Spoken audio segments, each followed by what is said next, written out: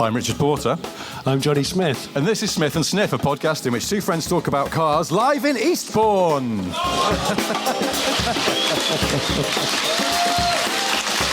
Spoata. Fucking spout.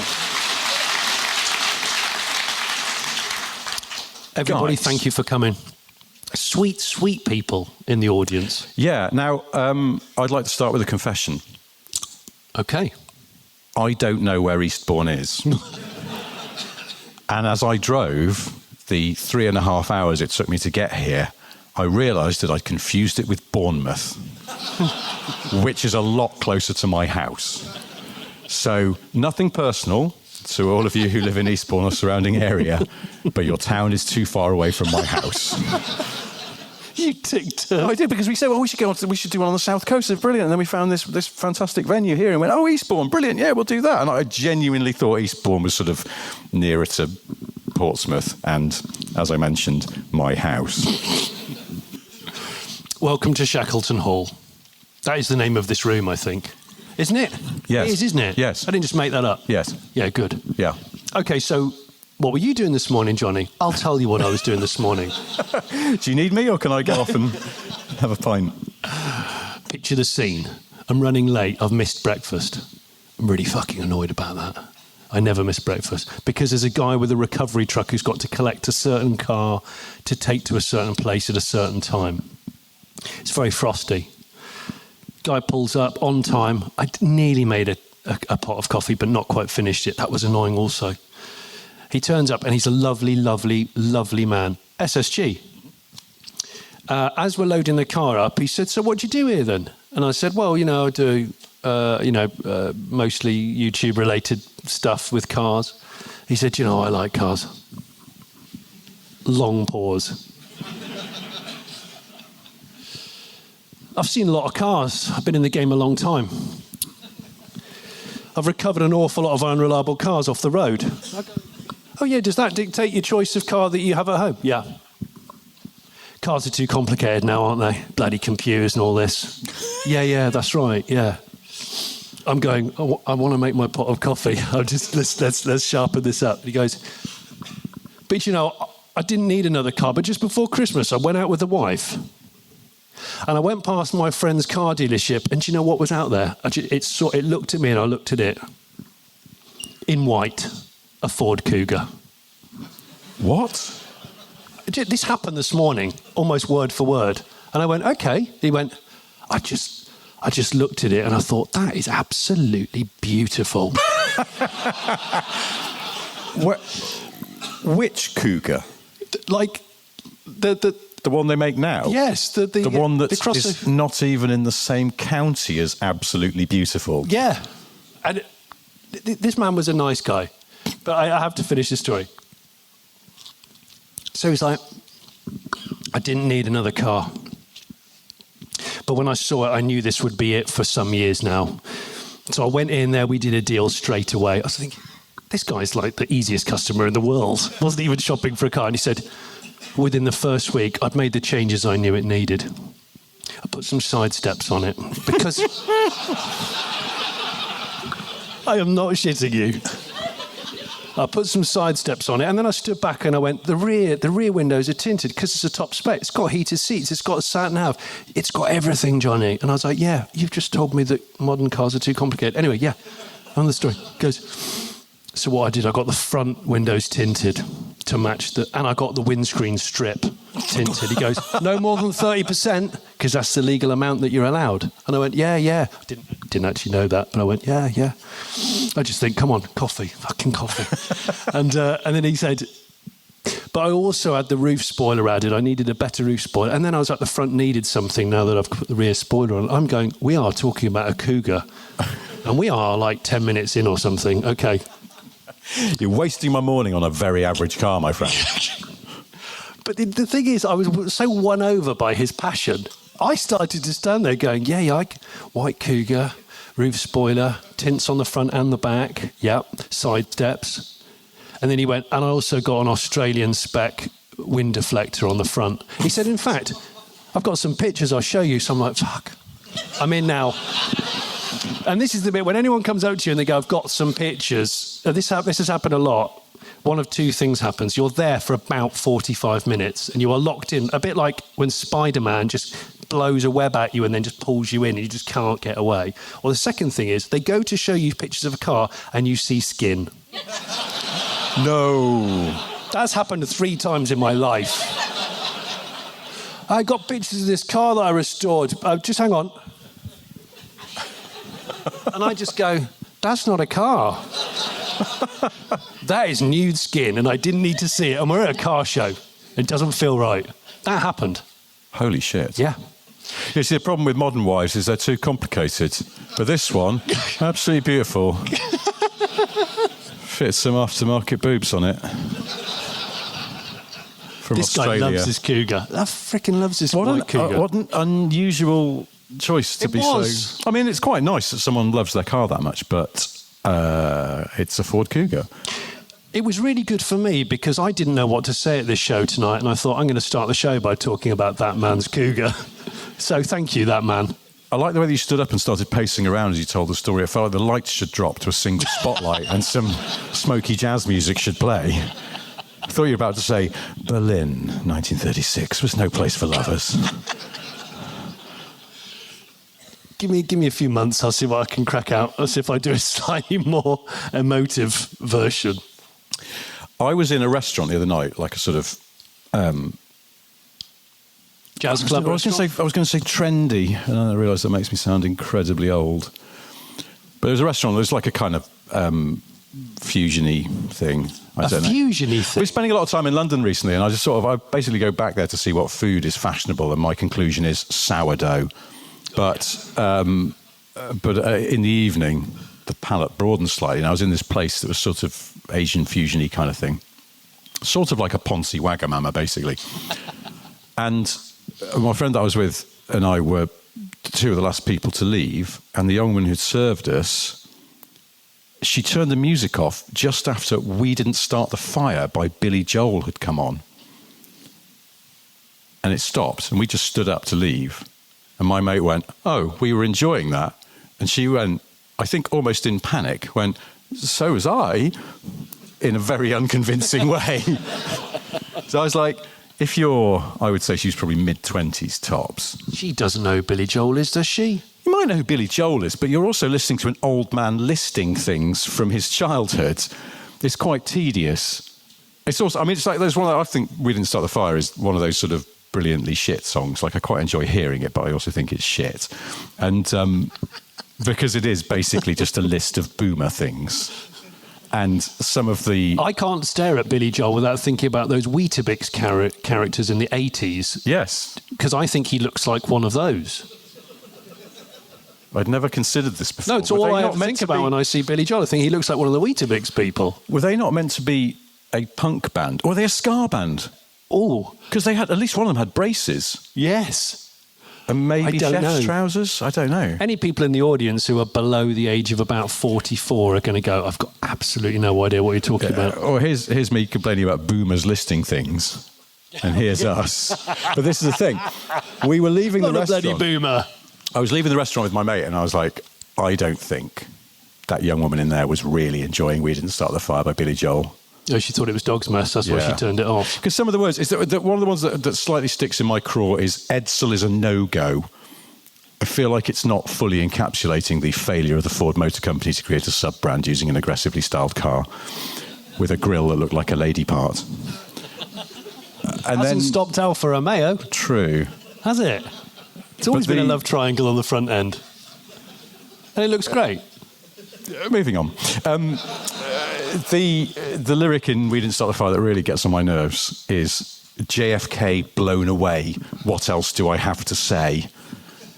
Firstly, because JFK blown away, I feel rather trivialises the assassination of a sitting US president. And secondly, because what else do I have to say is clearly he just went, oh, fuck, I can't think of anything in this bit. I'll just fill in the gap with something that rhymes. And it's toss. But my friend and I were leaving this restaurant. Any fans of Billy Joel in the audience? Or is Billy Joel here, or is he still in the chippy, bolting some fish and chips like we did 12 minutes before we came on stage? Billy's played this venue. 2 pieces of plaice, large chips. 8 minutes before he went on stage, and he was bubbling when he went on stage, poor guy. Mushy peas? Mushy peas as well. No, he took them on stage with him. It was just finger dipping. Just finger dipping at will. But that's another story. Back Mushy to you, peas, Rich. 2 portions, please. What else do I have to say? But no, so my friend and I left this restaurant, we were like, I don't think young people enjoy that song. I'm not sure we enjoy that song. It's related to things that are from a different generation. But then we were sort of walking down the street trying to come up with a Gen X version of We Didn't Start the Fire. I got as far as Viscount Biscuits, Jim will fix it, Austin Maestro. And then we went our separate ways. That's probably funnier than the night we went on the piss quite recently. Well, I only tripped over. Well, yeah, people know about that because we recorded it. Yeah. I don't know if we recorded you tripping over. I was quite intoxicated, actually. Yeah. One of those nights. That time, on that side of things. Yeah. So how did you leave things with your new Cougar friend? Has he persuaded you to buy a Cougar? No. But Cougar guy successfully delivered the car that needed delivering. He was a considerate hauler, loader, unloader, whatever, recoverer. No, he was very good at his craft. He showed me around the cab of his, is it a Nissan Movie Star? I don't know what it was, like a little chassis cab thing, a small one. Yeah. So, is it a Movie Star?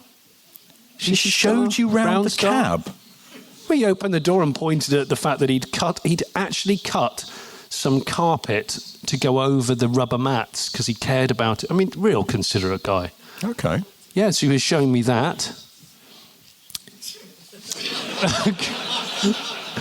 Meanwhile, I was twitching for a coffee by that point, just staring over at the porter cabin where my office was. Well, there's a kettle in there. I know it's boiled. I just want to pour it into the pot. Please, let me go.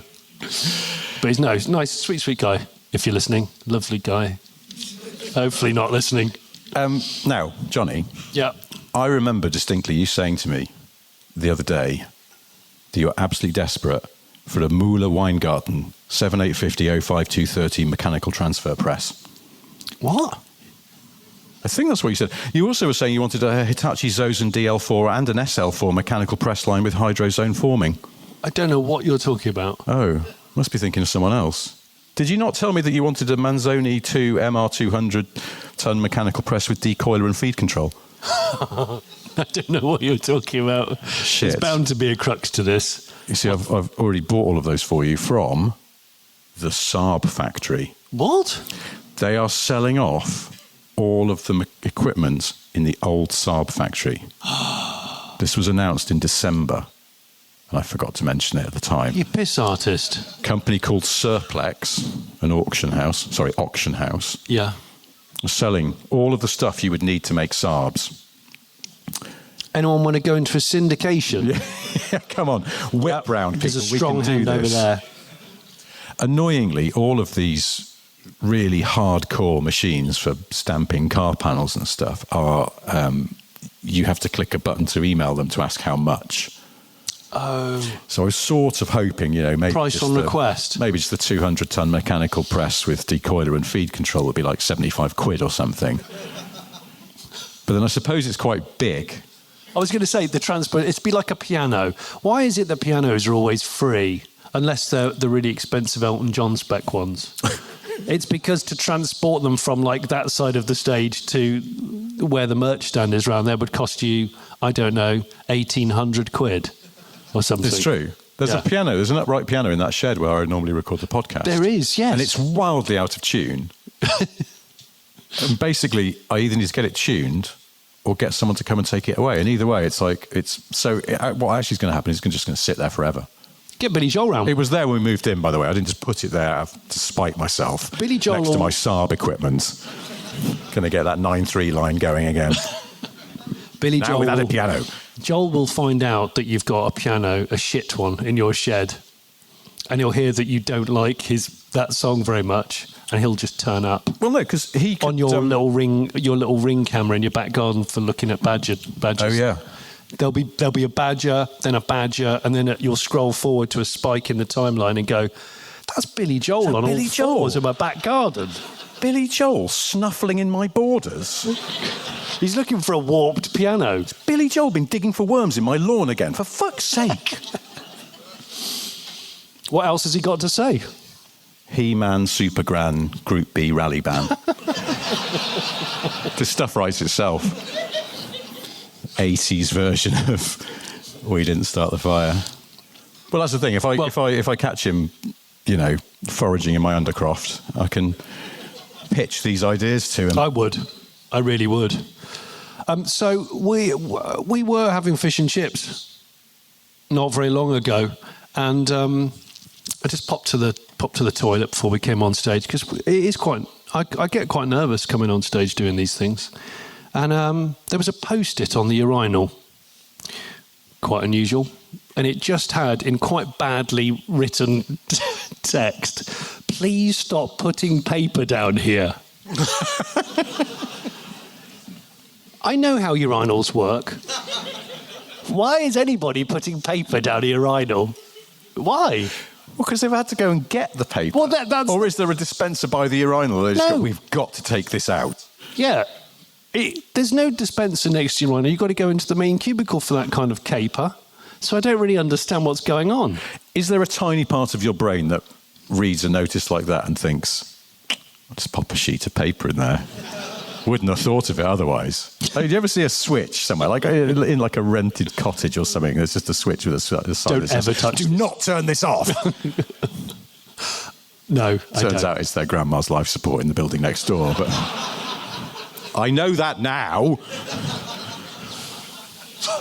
But anyway. There's also an ice cream parlour. I mean, I don't come to Eastbourne very often, but there is an ice cream parlour out there, and the name of it was amazing. It was Favoloso or Favoloso. Is that right? Woo. Someone woo. Favoloso. Favolasso. Do the person who wooed, did you work at Favoloso? I've been there just a weird amount of time. Have you? A weird amount of times? What would constitute a weird amount of times? 17.4?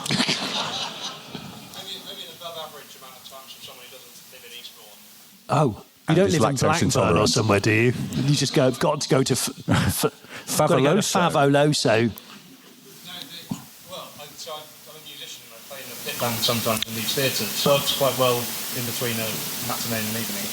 You don't have an ice cream dinner, do you?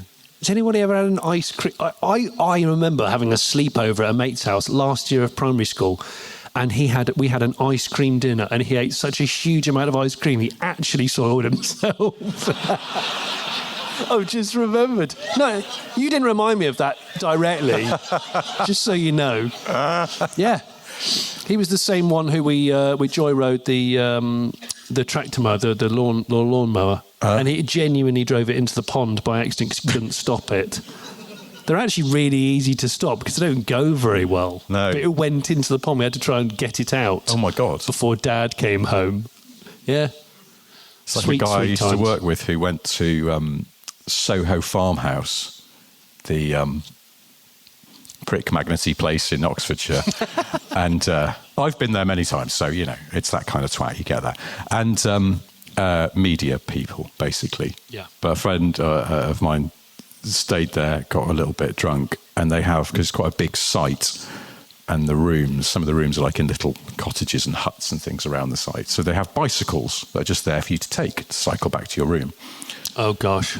But they also have quite a lot of ponds and lakes on the site. And this guy cycled without pause into a pond. And he extracted himself and then just went, that's not coming out. So he just left the bicycle in the pond and walked, dripping wet, back to where he was sleeping. Good job they haven't got golf carts. No, they don't. No, they have... we must do that again one day. They have proper old-school milk floats that have been converted into twat wagons to take the guests around if you can't be bothered to cycle. Because you've got a very heavy bag. What is it, like a twat Uber? Yeah. Like an artisanal twat Uber? I stayed there once on... It was a long story, but I stayed there once on someone else's dollar. Because we made the Grand Tour, the second two series of the Grand Tour, that tent, when the tent stopped moving around and was just pitched in a field in Oxfordshire, It was just next to Soho House. So if you'd been a good boy, sometimes production would let you stay there. So I stayed there once, and I got into my room, and there was a ball of string nailed to the wall. And I became consumed with rage about how faux the whole place was. You can't move for old Ferguson tractors just parked up in a really self-conscious way. I find it infuriating. I don't know why. I haven't been there. Not yet. But you know where I have been? Yesterday I went through a place called Eagle. There's an actual place in the UK called Eagle. And you know where we're going next together in a certain car of stretched wheelbase origin. Where is Eagle? In Lincolnshire. Oh. Near RAF, the one where the Red Arrows are based that I've forgotten the name of. Scampton. Is it Scampton or Wittering? No. Scampton. Oh, okay. Yeah. RAF Wittering just sounds like it's full of people going, oh, and then I said to him, these plates are cold, but the food's going to be ruined. Oh, yeah. And then he shot at me, and then I shot at him. And then, yeah. Cheers, you need to take out varicose veins, don't you? Stop Wittering! The RAF. Fly some planes. It's like Last of the Summer Wine meets Top Gun. Yeah. A very interesting combination.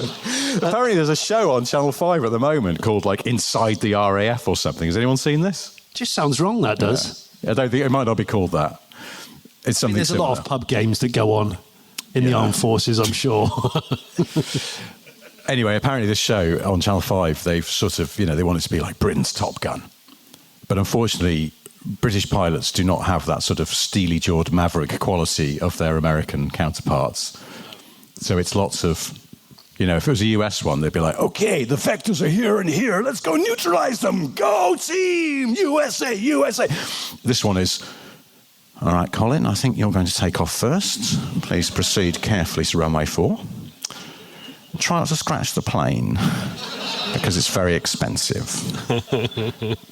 As you are, Roger. Cheerio. And it's all very unheroic. I haven't watched it. Someone told me about this, so I might be being unfair. I want to check it out to see if it's as undramatic as it sounds. If it's as undramatic as that airport programme, the one that was at Luton. Fantastic. Yeah. So they didn't even have any very interesting planes. It was just a constant series of, like, EasyJet Airbuses. That was before the car park went on fire. Yeah, it was a bit annoying. The series had finished just before the car park went on fire. Something really cool happened. Something accidentally interesting happened at Luton Airport. Yeah. I think it was narrated by Bergerac. Wow, this is great. Calling himself John Nettles for some reason. But I knew who it was. Yeah. Stage name. Yeah. I'm wise to Bergerac.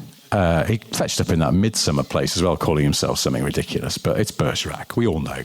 And so Bergerac was narrating this show, and there's one episode I saw where there was basically like a plastic bag blowing along a taxiway, and they sent out 2 blokes in like an L200 to go and get it back.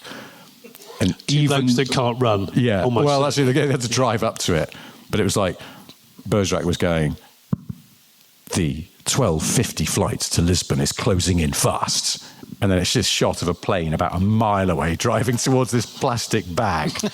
And these 2 fat blokes running towards it, trying to pick it up and shove it into the L200. That was the most interesting thing that happened in that series. Okay, I need to talk about sex shops on the A1 again. There's a reason, okay? On Instagram, we were recently contacted by someone that I've forgotten the name of. I'll go into my phone in a minute. Sorry. And he said something like, do you remember when you guys used to talk about Pulse and cocktails on the A1? The sex shop with the strange name? I went, of course. Yeah.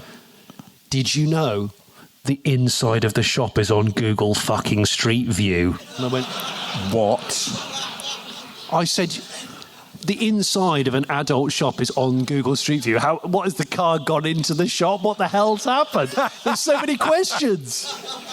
Toyota Prius with a frigging snorkel on it. It's gone in, seen a load of Skin DVDs and then back out. What's gone on? Well, getting back to the Google Street View garage. Google and they're going, Smut View? Just a bit of your equipment's come loose here, Gary. What the fuck? Why is it vibrating? Honestly. Why? I don't understand. He's proved it. I don't understand either. I'm still investigating this. This is hot off the press. But rest assured, you can virtually go into the shop and look around at the things that they sell. You're going online to check now. It looks like, to me, Blockbuster Video with just lots of skin tones. That can't be their main business, though, sure. I just don't know, Rich. I'm not going to visit. I simply don't know. You're quite local, aren't you? I'm fairly local. There you go. Pop up to Eagle, nip in for a coffee at RAF Scranton. That sounds brilliant. Pop in, see the red arrows. Yeah. Go through Eagle, take some photos for the gram, down to the Intercourse store, pull in, scope the place, don't buy anything, don't get a scene, go. Yeah. Actually, it's right next to a fuel station, so we could park the Eagle in the fuel station and pretend that we've got a bit of a technical issue with the car, scuttle into the adult store, scope it, scuttle back to the car, going, it's got a massive long-range fuel tank. It's 400 litres this takes. Yeah. Yeah, we've been out here for 20 minutes waiting for it, still fueling. Sorry, I just needed an HT lead. I thought they might sell one in Pulse and Cocktails. Yeah. But I bought it, and then turns out it's not that kind of lead. So, anyway. So, I'm going to segue from Pulse and Cocktails A1 sex shop to... have you ever heard of something called the Lovejoy Coupler? I've been meaning to ask I saw that you on this Google for Street weeks. View when I accidentally went into Pulse and Cocktails. The Lovejoy Coupler. Has anybody heard of the Lovejoy Coupler? We have an intelligent audience here. Anybody? No. I've heard a noise. Right. I was on Instagram and someone to do with agricultural machinery casually referenced, and of course it comes with its own Lovejoy coupler. And I was like, I don't understand. It sounds like sex words, prison slang. What's going on? Well, it turns out, behold, that the Lovejoy coupler is it's like a bearing company, but they invented this. Well, do you know what? I'll read it out. Hang on. So I quickly looked it up before I went in the fish and chip shop. It's nothing to do with long-backed leather jacket enthusiast Lovejoy out of antiques. I can't pretend to be undisappointed about this. The man with the neck warmer he's the hotel owner in John Wick. No, it's not him. Let me read it out. Hang on. Here it is. So, Lovejoy by Tim Ken. Oh! Tim Lovejoy Ken Bearings. Hang on. By Tim Ken? Yeah, who that's not a person, it's a bearing company. The Lovejoy brand is recognised around the world as the premier supplier of flexible shaft couplings and other power transmission components. True. The key to Lovejoy's continued growth lies in the dedication to our customers. Anyway, blah, blah, blah, blah, blah. You scroll down to the nitty-gritty. It's the world leader in flexible coupling knowledge, a distinct advantage in today's changing environment. During the past century, Lovejoy has been a pioneer in advanced manufacturing technology. We created the industry standard jaw-style coupling in 1927, and we were the first to incorporate rubber in compression as a power transmission concept. Oof. Yes. And then I fell asleep. Also, we sell Grot DVDs. No. P.S. Want to buy some antiques. But the Lovejoy coupler, to me, I was like, that's got to be a wrestling move. It's got to be. It's either a wrestling move or a sex act. It can't be anything else. But no, alas, it's not. It's a sort of power take-off type. I mean, one can often lead to the other. Do you think, what, a wrestling move? Well, yeah. Gobstoppers, Rally Choppers, Audi Quattro. Oh, God. Is this Gen X Billy Joel? Still working on it. It's very much a work in progress. A lot of words in that song. So driving down here this afternoon, I couldn't be asked to drive, so I actually got someone else to do it. Lisa, hi. And lovely Lisa in the merch shop round the corner. And I was sitting there, sort of half falling asleep, and then just jotting the odd idea down as I do before doing one of these shows. And the same as when we do the podcast when we're not in the same room. And I suddenly looked up because I was feeling a bit nauseous. And there she was. Toyota Prado. Or Prado. Do we say Prado or Prado Land Cruiser? Prado? Anyone say Prado, or is it just me making stuff up? No, Yeah, Prado. I've just made it up. Yeah. Okay, so Prado. I don't think that's even in dispute. It's not like Prius. What? But what about pralines and pralines? Yeah, but I'm saying that Prado, I think, is pretty much cut and dry. It's Prado. Okay. I quite like Prado. Anyway, there it was. I think it's because it sounds like Pradophile. No. No, Who's that's someone who really likes mid-sized Toyota SUVs? or that famous film Predator. I see you. But so I saw the Prado, doubly reg, and it was absolutely beautiful. It was coming down. You know when a car comes down the slip road and you're at the right speed, and it almost looks cinematic. Oh, it's like a lovely tracking shot. Yeah, It's just like you're doing this like a wanky director. Oh, it's just keep your frame. Except on that bit where the M42 meets the M40.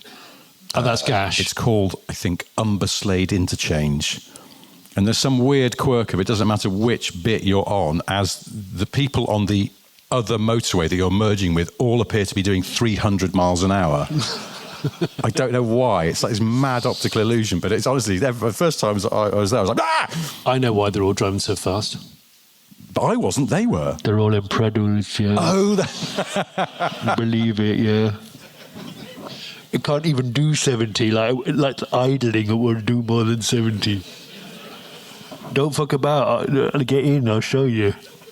So the Prado.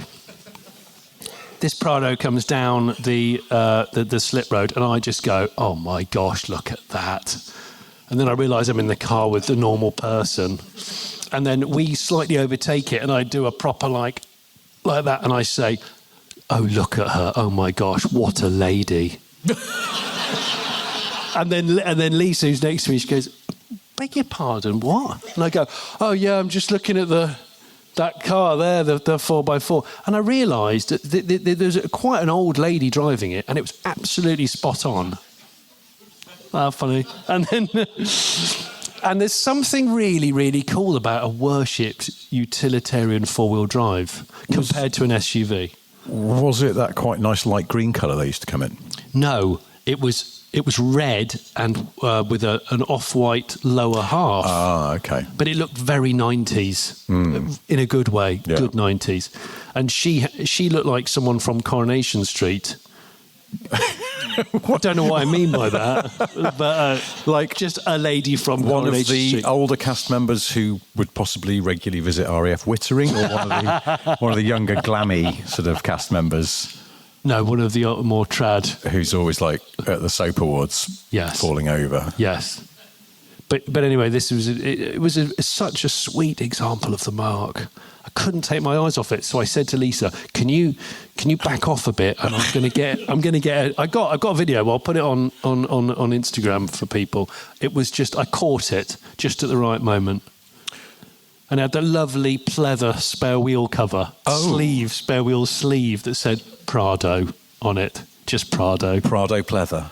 I don't like the word Prado. It just doesn't feel right. Prado pleather.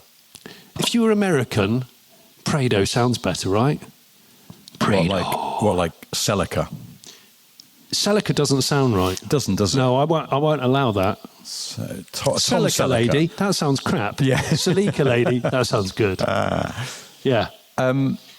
This is reminding me of something I've noticed. Prado lady. Do you ever find there are certain cars where, and they're not sort of maybe such commonly seen cars, and when you see one, you kind of go, I'm going to have a look at the driver, because it's a car of the type that I think that we could probably be friends.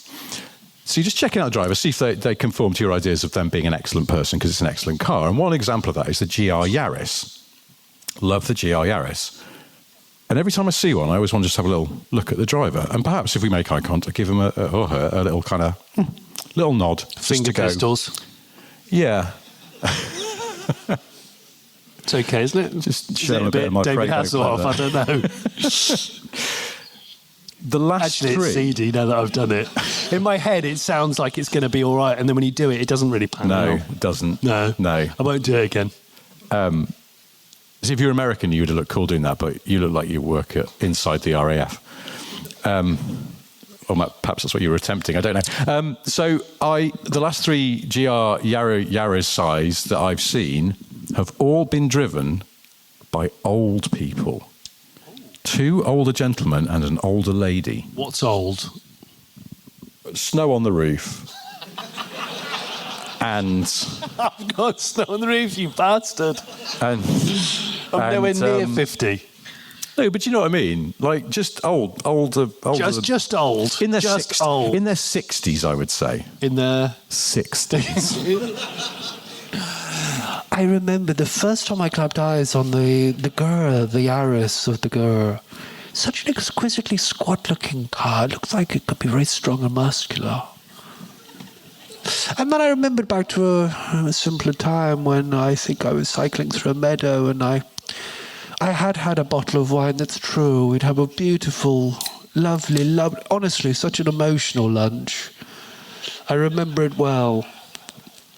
And then out of nowhere, a chap in a BSA three-wheeled car, tricycle, just came straight at us, you know. He came straight at us like a bloody arrow out of a quiver. Took us all out. I managed to wave down a policeman despite having a broken arm and all my fingers, and... But you know, the sun shone, and I remember the sunset that night. It was just absolutely wondrous. It brought tears to my eyes. And then I met a lovely, lovely chap, slightly bedraggled. I didn't trust him at first, and do you know, he didn't tell me his name. But another gentleman whispered in my ear, said, he's the no suspension or full suspension mountain bike guy. And you know, to this day, I don't know what that means. I just don't know, Richard. Please explain. Anyway, these were different times. Now we have the internet and we have pulse and cocktails. I don't know what the latter is.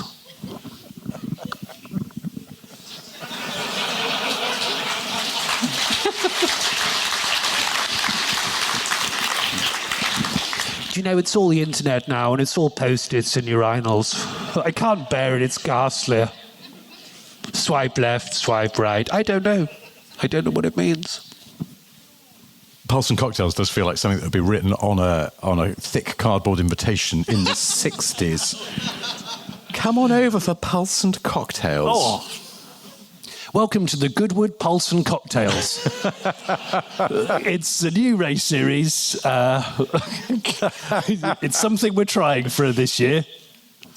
Well, it would certainly bring a new meaning to the members' meeting. It would be a great 70s race series called the Goodwood Pulse and Cocktails, wouldn't it? Let's pitch it to the Duke I of think Lord we should of pitch whatever it. he's called this week. Yeah. Yeah. What was I saying? Oh, yeah, GIRRI. So I just wondered whether there's a certain generation of person who's going into the Toyota showroom and going, I'd like a Yaris, please. And they'll go, how much money have you got to spend? And they accidentally say, £55,000. Oh, you want a Yaris? Oh, we got a Yaris. There are some people that do go into dealerships and they're such easy targets. You can just tell they've come out with precisely the wrong tool for the job and they've just gone, oh, well, I've got a certain amount of money and I'm fairly old and I just don't care anymore. In the nicest possible way, a bit like my auntie. Oh. Are you allowed to talk about No. No, okay. Johnny's auntie is the My Range Rover of her family. There are stories, but we can't share them yet. Moving on. I know. Johnny, I know. Coming into Eastbourne, I went past a roundabout, not interesting. Definitely didn't go to the toilet on that one because it was completely open in the middle. So not forested as one would want. And I've seen this twice in the last couple of days where someone has definitely not known there was a roundabout there at night. I presume it's at night to give the person a bit of credit because someone has gone over there at full speed and just mown a trough through all of the slabs and the bricks and the signs and the lights. And this particular one just outside of Eastbourne, not only had someone gone through it at speed, then they'd gone across the other side and through a massive aluminium fence, which led to a traveller site. And judging by the speed at which the fence had been completely decimated, I'm thinking, at night, someone has fully missed a roundabout. Let's say they were doing 70 miles an hour without touching the brake pedal, and they've gone into a traveller site. Can you only imagine what happened next? I'm not going to tell you, because I don't know, but I'm just imagining. Everyone had a cup of tea and made sure that his nerves were settled before he called the AA to recover the car. That's right. Yeah. That's exactly what happened. Probably. Yes. But you told me the other week there's a roundabout, the new roundabout near you, they've forgotten to light it. Yes, they have. I nearly had a massive off on it, yeah. True. But also a new roundabout on a bit of road that didn't have a roundabout on. I mean, that's just like, that's Wile E. Coyote shit right there. And it's a national speed limit road. Oh my so God. normally at night, I'm going down there on it, as people used to say, and then there's a roundabout punctuated right in the middle of a big straight. It's quite dicey in places on that side of things. So, yeah. But yeah, Ice Cream, the A-Team, watching Live Aid, oh look, there's Queen. I thought it was just some sort of weird 80s Morse code. Oh, hang on, are you talking in Red Arrow speak now? We're all getting RAF. Is that what? Well, they call Red Leader, isn't it? Red Leader. Red one. Red Leader, Carroll Leader. She was on the telly in the 80s. And Someone went, ooh. Yeah. Oh, Carroll Leader. she was the thinking person's Carol. Forget your Vorderman and your Smiley. What about your Shelby? Leader all the way. Carroll Shelby. Yeah. Yeah, he's a pretty good Carol. I think he was a fairly good Carol. Yeah. Anyway, yeah, that's the end of that conversation. I reckon when Carol was alive, you could have given him the glove box of any car and gone, Carol, massive fan of your work, Mr. Shelby. Can you sign this? This is my dad's car. And he'd just go, yeah, get his gold pen out. And then you put the glove box back in your dad's Talbot Solara. And it'll Signed by Carroll Shelby. Precisely the only Talbot to ever been Carol, signed by could you write, of all the cars I worked on, I was never more proud of them than this one. Yours, Carroll Shelby. And then you pop it back in a Citroen Visa. All over the world, there's just pointlessly signed cars by Carroll Shelby, bless him. I start doing that. Yeah. Does anyone want their car signing in a completely fake way? Let us know. Yeah. We'll do it. Do we? Yeah? Yeah. I'll do it. Yeah. Do we get to choose the celebrity we assume the persona of, or do the person get to pick? I told you I got a cricket bat that I pretended to sign by Ian Botham. Say about that? I can't remember. Did I? No. Well, my theory is that, people in Britain, there's a lot of twats, unfortunately, about. And that is true. And people who go to the sports shop to buy a baseball bat to definitely play baseball, and you're like, dude, seriously. 24 hours in custody spec. So I've gone for the cricket option because that's real. And I've got a cricket bat, I'm not afraid to tell you. And I pretended to sign it by Ian Botham because I was bored. with a silver pen. Don't know why I did it. I genuinely don't know why I did it. With a silver pen, because that makes it more authentic. I used... Only celebrities have silver pens. I know. So serial Saab 900 crasher, Ian Botham. And I also... I was just going to say, do you write, Dear Johnny, I heart Saabs, yours, Ian Botham. I'm going to do that tonight. I did it with my non-dominant hand as well, for no apparent reason. Like a master forger. As if I'm going to get investigated. Someone's going to come into my house and go, is that really Ian Botham's signature? And I'll go, yeah. What about... I don't think it is. I go, you're a fucking bet. You heard the distinctive sound of a slant 4 outside. Yeah. You look out the curtains. Oh, fuck. Beefy's here. Bam, bam, bam, bam, bam on the door. Evening, Johnny. I was in the area. Oh, hi, Ian. In my Saab. Yeah, it's the turbo. You don't do 20 years in top flight cricket and not get the turbo. Anyway, as I said, I was in the area, just doing a quick spot check. What a good Hope TV you haven't licence got any guy. inauthentic merchandise signed by me in your house. He's a big lad as well. If he pushed you out of the way... He is a big lad. You probably can't, he's coming in. I go, calm down, Ian. Come and sit down. Let me show you a bat. Well, you'd sit him down and then twat him around the back of the head, pop him back in the Saab, drive him out to the countryside, haul him into the driver's seat, leave him there. He wouldn't know what happened. I reckon if I hit him with a cricket bat in the face as hard as I could, he'd still be fine. I think so. He's that kind of guy. And then I'd be like, I need a plan B here. What other potential weapons that I've pretend signed have I got in my house? And None. all you've got is that tennis racket that you've scrawled Pete Sampras on in a gold marker pen. That's not even touching the sides with beefy. No. I reckon if you hit him round the head with a cricket bat, he'd just go, do that again. Yeah. But he's in my house. Yeah, he's in your house. Do you know what I do at that point? What? Not that I've thought this through. I go, I shouldn't have done that, Ian. Sit down and listen. We're both used to spend a lot of time in Somerset. And he'll go, what, the county cricket club? I go, well, yeah, I'm not a cricketer, but I live there. Tell me about Taunton. And he'll go, oh, yeah, I might have crashed a Saab on that road just outside on the A30. Yeah, I go, I know that road. It's a bastard in winter, isn't it? Yes, it is. Pick a place in Taunton. I've crashed a Saab. Yeah.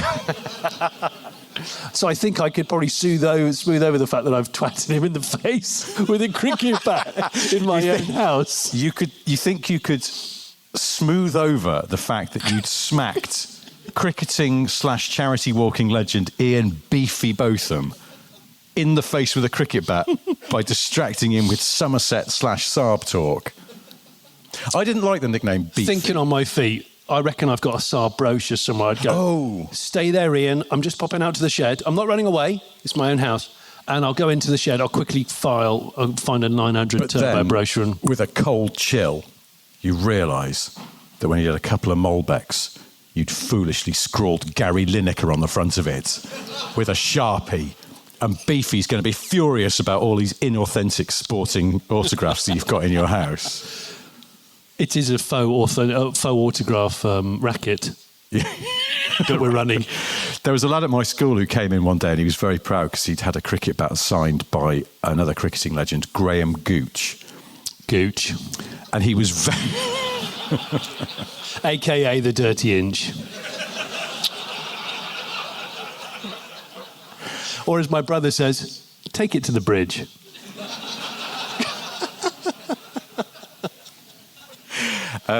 As you were, Richard, as you were. Completely lost Fancy the train a of thought Galaxy now. flute, by the way, just to keep you going? No, I think I'm all right. Actually. All right. I'm still letting the cod and chips settle. This lad it was signed by Graham Gooch, and he brought this cricket bat, and he was very, very, very proud of it. And then, first of all, he was extremely annoyed when we all pointed out that it appeared to say "pray and poo." And secondly, someone had a look at it with a very sort of wet thumb and smudged some of the autograph as well. It was a bit of a... Somebody came to look at it with a wet thumb? It had like a sort of clammy thumb. And they just went, gives a look at your bat. And just grabbed it. That's and awful. Like a kind of thumbed the gooch, and it was awful.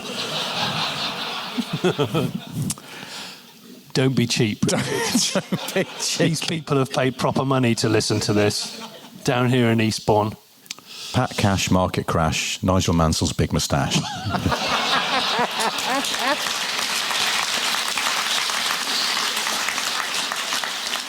It was a different time. I read recently the time when Thingy Hennessy, you know, the mad power tuning guy. What's his first name? John Hennessy was regaling the time when he was fueling up a modified, I think it was Viper. And a Lagonda came down the road. You might have heard this story. A Lagonda came down the road, the William Towns Etch-a-Sketch one, pulled into the fuel station, the window went down, and it was Evel Knievel. I know about this. Yeah. Evel Knievel, he In a autographed lag. that standard lamp in your house, didn't he? Yeah. Well, he jumped Weird it. that he misspelt his own name, but... He jumped it first. Yeah. He didn't have I didn't have a motorbike free, so he just used a dog, one of my neighbour's dogs. Is it not the case that Evel Knievel had a Lagonda that he'd engine swapped so it had a Chevy small block or possibly big block in it? Yeah. That's the story. Yeah. And he pulled in, and John Hennessy said he'd never met Evel Knievel before, and he was fueling up, and Evel Knievel pulled up, wound the window down, and said, "Oh, I love the look of that." And then John went, hang on, are you Evel Knievel? And he went, oh, sure am, boy, etc., etc. And then, Yeehaw, whoop, and then whoop, some etc. alpha male shizzle took place. And then Evel fueled up the Lagonda. And then as they were stopping and chatting, they were just enjoying bits and bobs, a load of people came up the road because they'd seen it was Evel Knievel and he was about to get mobbed. This was like, you know, when he was latterly in life. And he said, oh, I can't be bothered with all this. I need to go. And John was like, well, I'm fueled up. I'm ready to go. He's like, let's go. Let's do this. So they pulled out onto the highway and they were both heading towards Vegas. And apparently they both just fully uncorked it. And he said he was doing like 160 in a modified Viper, and the Lagonda was bang on his back bumper the whole time. And I'm thinking to myself, can you imagine doing 160 in one of those cars? Goodness gracious me. But then again, I thought not many people have tried to jump like entire buildings and fountains and 13 buses. I don't know, and drank a bottle of wild turkey before getting on a motorbike. Before, during, and after. So to him, driving a Lagonda ridiculously quickly, it's like, oh, that's easy shit. That's how he relaxes. That's That's like doing 50 in an S-Class. Yes, exactly. For him. I have a problem with Evel Knievel. What?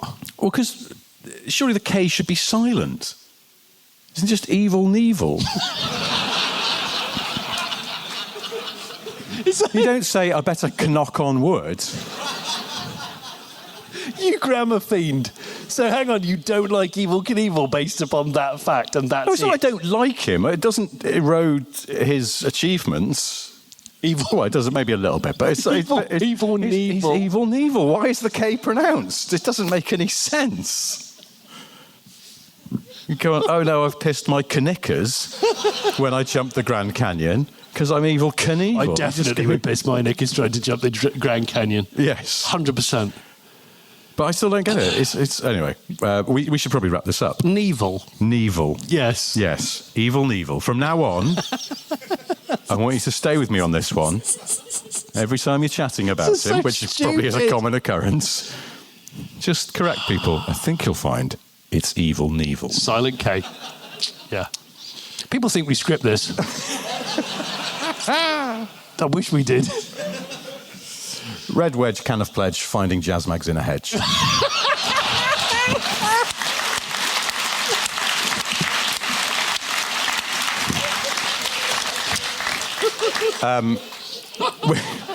So we should wrap this up. Before we do, I have three things to tell you. Yeah, firstly, Johnny's got a flute, which he's going to play for you now. Carroll Shelby is signing this. Just before he left the Cars and Coffee event aggressively. He's put, Dear Johnny, my greatest achievement in life was engineering the Deu Laganza. Yours, Carroll Shelby. Yeah, I've got to go. I've got to stop signing this because I'm about to leave an event aggressively. Bye, Shelby. Yeah. So Johnny is engaged in a remarkable project to create a new kind of shortbread, caramel and chocolate-based sweet treat, but which is in the shape of a weird 80s prog rock band under the working title Marillionaire's Shortbread. If that's not your taste, then there is always the Late Break Show. What's going on there at the moment? I got no idea. Oh, no, I do have an idea. Barn Find February. Thanks for reminding me of my own show. That's great. Thank you. Yeah. So we got Barn Find February undergo. And I'm giving a car away. I'm giving an actual barn find away to somebody, FOC. And so just watch it. We've got one going out every week. And then I'll tell you how to enter a competition. If you want to win a one-owner, 2,000 mile from new, unbelievably worshipped car, stay tuned. Signed by one Manuel Fangio as well, weirdly. Yes, that's right, yeah. I don't know how that was achieved. That's true, yeah. If I was Tommy Mackinnon, I would just walk round and write edition on the back of everything. Me edition. Yeah. In fact, there's a post-it in the toilets, the fish and chip shop just around the corner, signed by Tommy Mackinnon. It is now. Yeah. Second thing I have to say is a big thank you to everyone here at the Welcome Centre for having us here in Eastbourne. Thank you to Lisa, who some of you may have met on our merch store. And thank you to all of you for coming along tonight. We really appreciate it. And it's lovely to see so many of you in this room. So, it really is. Cheers. And the third thing I've got to tell you is that the very first hot air balloon flight contained 3 things. Hope, fear, jazz mags. No. I don't know. I just don't know. How do you know the name of my autobiography? Was the basket woven from Marillion's hair? I don't know. They were worried about putting people in it, so instead they put in a sheep, a duck, and a rooster. Yeah, but the logic behind this is amazing. The sheep, they believed, was the closest to a human being. The duck was like a control, because they went, well, ducks can fly quite high, so we're sure it'll be all right up there. But let's just see what happens to it. And then the rooster, because roosters can't fly very high, so they were like, well, let's see what happens to the rooster then when it gets all the way up there. It went up to about 1,500 feet and flew 2 miles, and all of the animals survived. All of them? Yeah, so the true pioneers of ballooning are a sheep, a rooster, and a duck. Carroll Shelby signed that balloon. True. Not true. Well, that's it for this. But thank you ever so much for coming down. Thank you for listening at home. We'll do this all again soon. But until then, goodbye. Cheers, mate. Thanks, mate. Bye.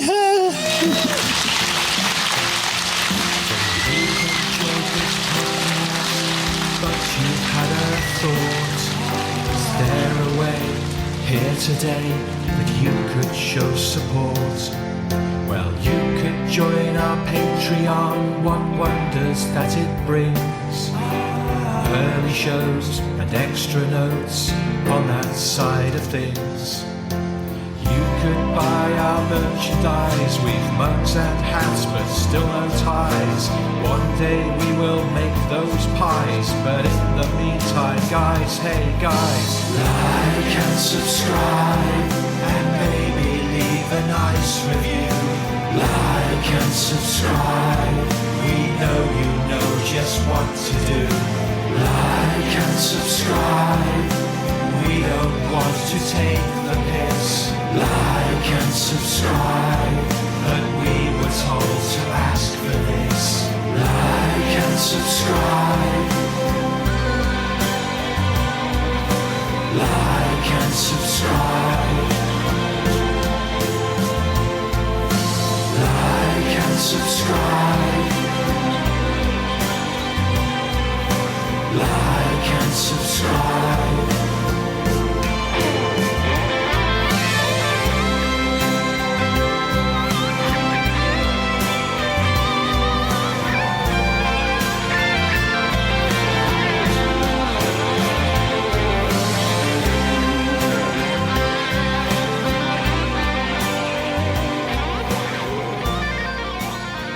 My American wife calls having 2 boozy drinks at once double fisting. Really? Because apparently in America that doesn't sound incredibly rude. What? Yeah.